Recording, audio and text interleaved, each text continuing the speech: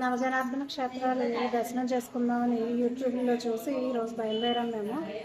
ధనుర్మాస ప్రారంభంలో మొదలుపెట్టాము మేము.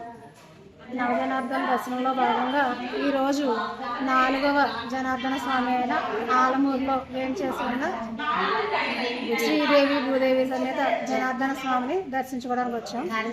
ఈ ఆలయం 5126 సంవత్సరాల క్రితానికి చాలా పూర్వ ఆలయం. చూడడానికి చాలా కన్నుల పండగగా ఉంది. ఇక్కడ కమిటీ సభ్యులు ఏర్పాట్లన్నీ కూడా చాలా బాగా చేస్తున్నారు ధనుర్మాస సందర్భంగా.